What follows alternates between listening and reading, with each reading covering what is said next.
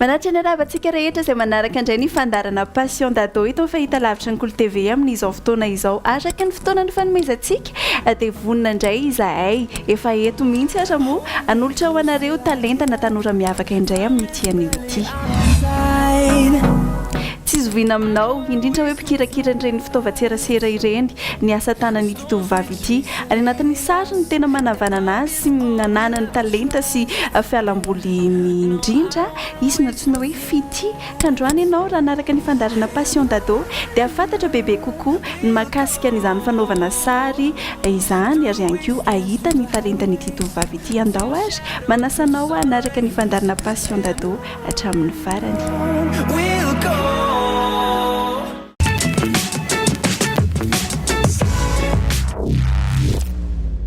Tovovavy mana-talenta amin'ny sary izay indray no arahantsika amin'ny ity anio ity ka andao ary fantarina izy no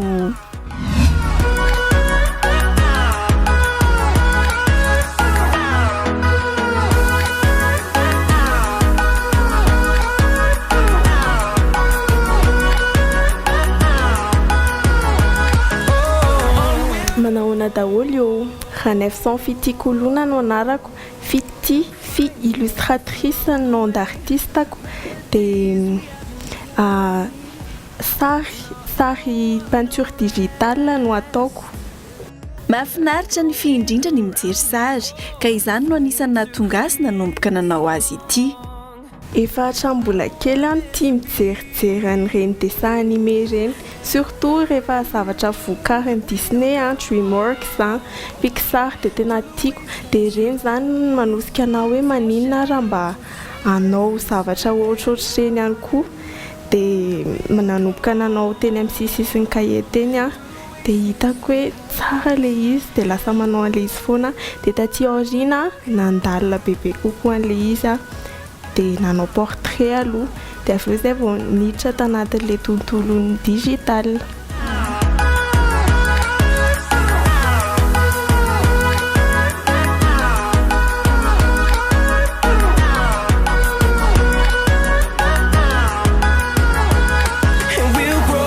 Tsy hoe efa talenta tao anaty akory ny manao sary fa kosa fankafizana izany no nahatonga azy nandalina sy nianatra nanao sary taty aoriana. Tamin'ny mbola kely aloha zany dia sary izay inspiration fotsiny tsy mbola sarin'olona fa inspiration izay tiana fotsiny dia natao teny amin'ny sisiny kahie. Fa taty aoriana no hoe nahita olona hoe tsara ny zavatra ataony, izaho koa ve mba mahavita ohatr'izay dia nanomboka nanao sary n'olona dia tsy nety aloha ilay izy tamin'ny voalohany dia naverina natao foana dia avy eo izay vao misy endrika andeha mba ho trandrahana dia nanohy nanao sary amin'izay. Raha toa ka sary an-tanana tsotra dia tsotra no nanomboany fia dia nivoatra tokoa izy taty aoriana ka nanitatra izany fanaovana sary izany tamin'ny fampiasana ireo teknôlôjia vaovao. Izany hoe traditionnel ny filazan'ny mpanao sary azy ny atombohan'ny zavatra nataoko dia le izy tena tiako fa nefa dia ela loatra ny manao azy. Izany hoe mahatratra eo amin'ny 12 heures eo no manao an'ny portrait dia hitako hoe maninona moa zara mba hanao sary aingakaingana kokoa nefa tsara mitovy amin'le zavatra teo aloha. Dia izay no nahatonga anah hoe andeha hanao sary cartoon moa zany ny ilazana azy dia ireo no nataoko ny ao tao aorianan'izay.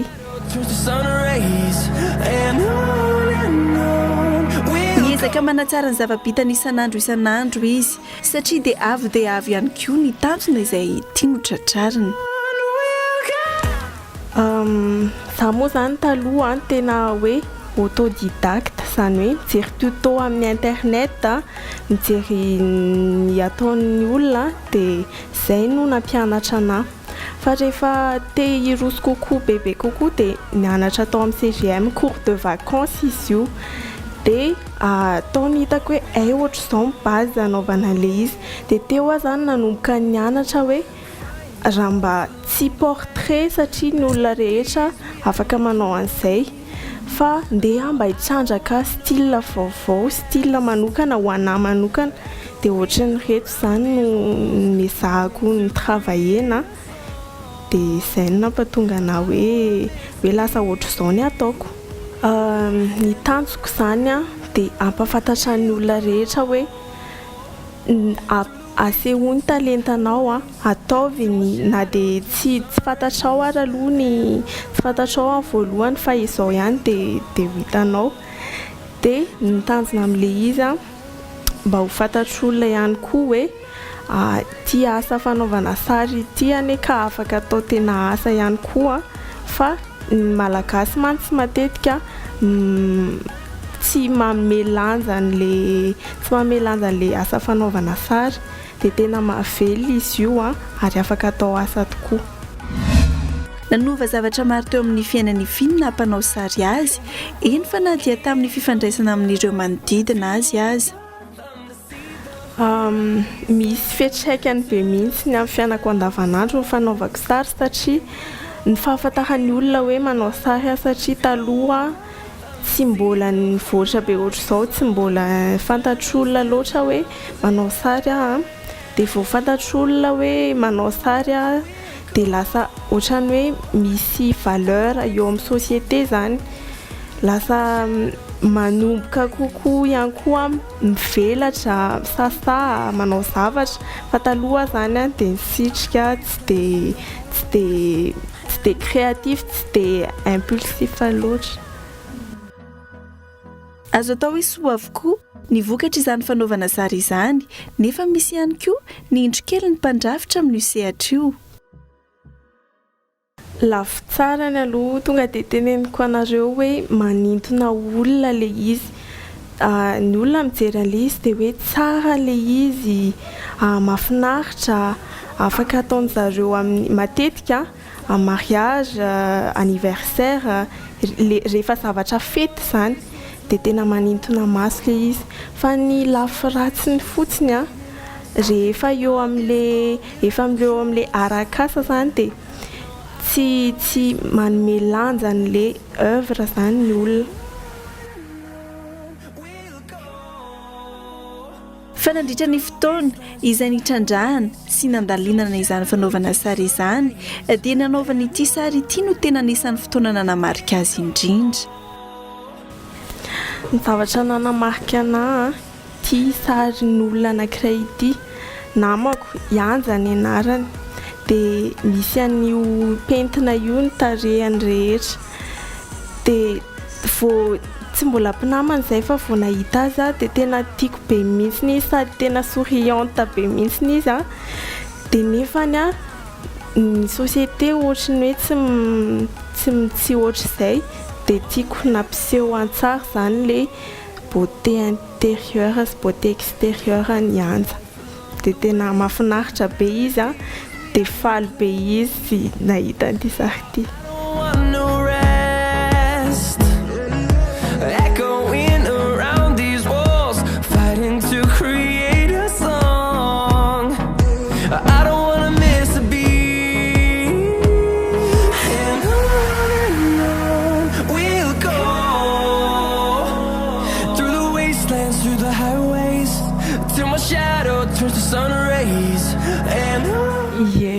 Nanaovako an'izy io zany tamin'ny voalohany tena faly be mihitsy satria hoe mireprésenter an'i Madagasikara tany amin'ny Cannes ny ekipa malagasy, dia mba marque fanohanana zany dia nanao sary ampifaliana fotsiny, fa avy eo moa zany dia tena tian'ny olona be mihitsy le izy, dia lasa miparitaka be, nataon'ny olona sary famantarana PDB sy ny sisa, dia izay dia faly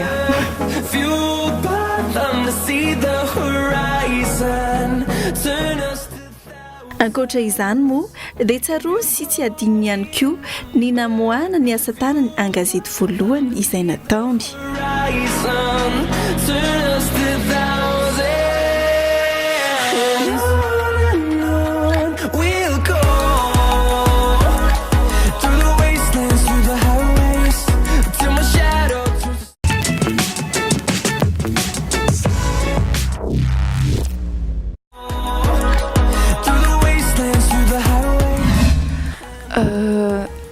fahitako anazy a raha tamin'izay mbola kely a ka hatramin'izy hatramin'izao mivoatra be izy. Tamin'ny voalohany izy a nanao le tamin'ny tanana zany a ngambany manao sary anankiray na manandrana intelo vao vita tsara, mbola vitako totoana ary zay fa zao a efa hitako hoe débrouillarde be izy en fait de lasa metsara hatrany ka litaoan'ny sary ataony. Za araka hoe misy vitiligo de zay tena tia miseho aman'olona sy ohatran'izany fa teny taminazy zany izy hoe indrio izy tiako be fa même si t'es comme ça de mbola mitsikitsiky foana et tout de tsy nampaninana le izy faly be ary za hoe elle veut anova ny fomba fijery fiarahamonina zany amin'ny alalan'ny ohatran'izany.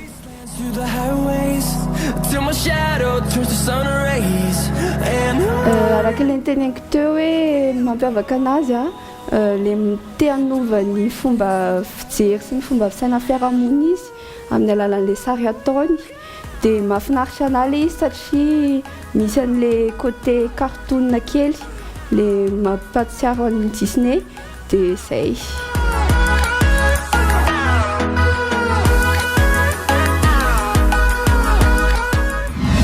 Raha fahitako ny fomba fiasan'ny fity amin'ny lafiny sary fity ohatrany somary borné zay ny environnement iasany.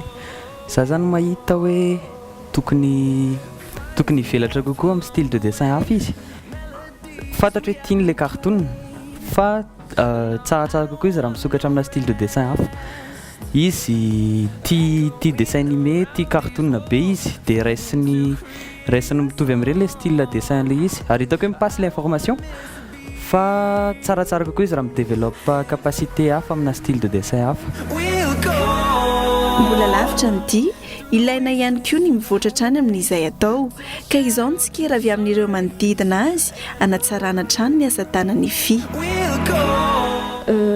Mety ampiana angambany a tsy haiko amiko loatra nefa mety le izy satria izy rehefa manao sary a de manontany ny hevitra ny namany hoe mety ve ty ohatrany ahoana no tokony ataoko ohatran'izay hitako hoe efa feno le izy.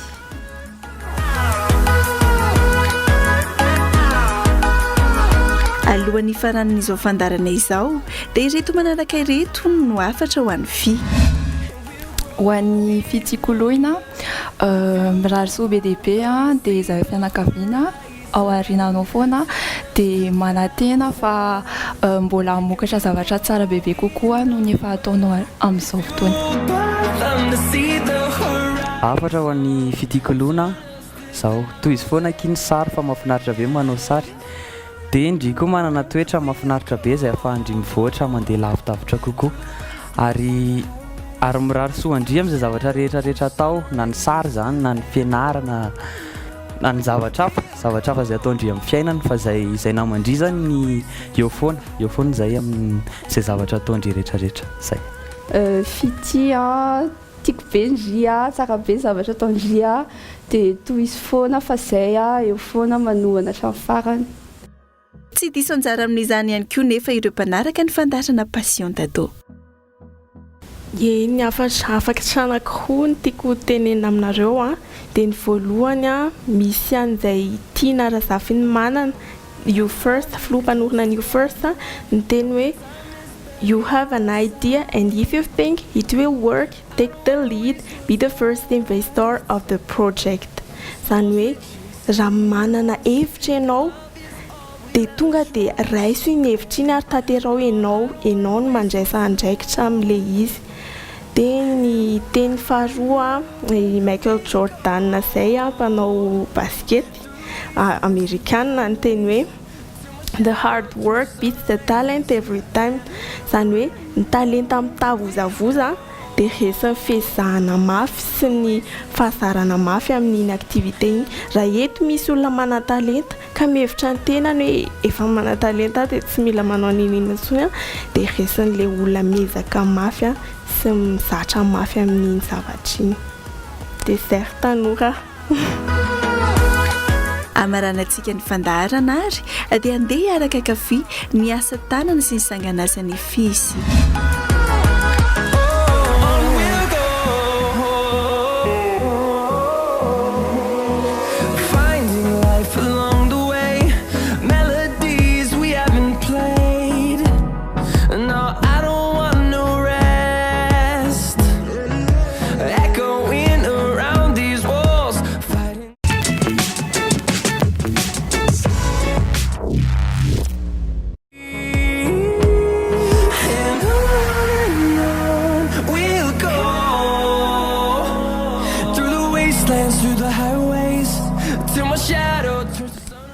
dia izay indray aloha fandarantsika tamin'ny tian'io ity raha ny passion dado ny resaka mbola maro ireo fandarana ho hitanao itony fahitalavitra Cool TV fa izahay ekipa passion dado dia manome fotoananao amin'ny heriny an'io toy izao indray sary no noentina taminao androany tanora ny manana maha izy azy sy no avy mamiratra anatin'ny tontolon'izany ihany koa no nofantarinao tamin'ny tian'io ity amin'ny heriny an'io dia olona hafa taranja hafa talenta hafa ary fialam-bolo hafa indray no ndeha ampahafantarina anao ka dia manome fotoana manaraka indray ary mirary soantsika rehetra veloma daholo tompoko We'll grow in number, fueled by them to see the horizon, turn us to thousands.